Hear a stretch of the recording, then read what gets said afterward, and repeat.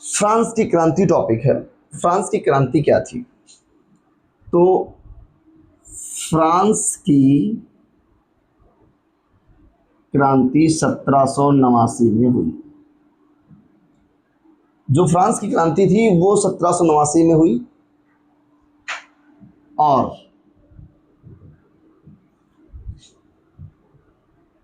Louis वंश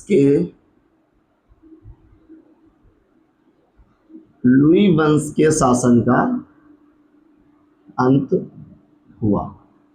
France की क्रांति की शुरुआत 1789 में हुई और लुई वंश के शासन का अंत हुआ।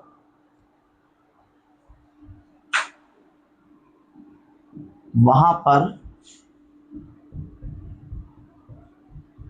लोकतंत्र की स्थापना की गई। लोकतंत्र की स्थापना की गई।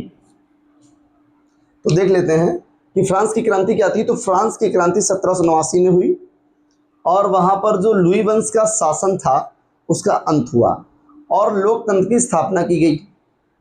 लोकतंत्र की स्थापना करने के बाद फ्रांस की क्रांति के कुछ कारण थे। फ्रांस की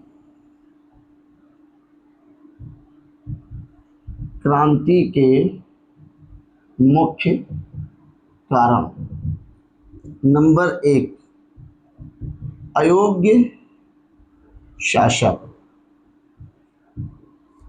कि जो शासक था, जो वहां लुई 16वीं शासन करता था, वो अयोग्य था, बहुत जिद्दी था, अपनी जनता के प्रति कर्तव्यहीन था। तो अयोग्य शासक होने के कारण फ्रांस की क्रांति हुई। नंबर 2, मध्यम वर्ग। मध्यम वर्ग, वहां पर मध्यम वर्ग की शुरुआत हुई औद्योगिक क्रांति के कारण।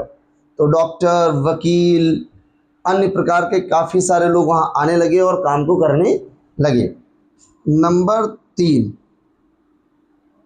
मजदूरों की दयनीय स्थिति।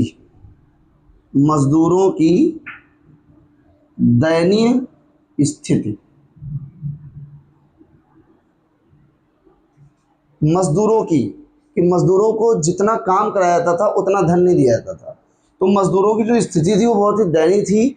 उनको आने का टाइम था, जाने का टाइम नहीं था, इसलिए फ्रांस की क्रांति हुई थी। तो फ्रांस की क्रांति क्या थी? 1789 में फ्रांस की क्रांति हुई और लुई वंश के शासन का अंत हुआ और वहां पर लोकतंत्र की स्थापना की गई।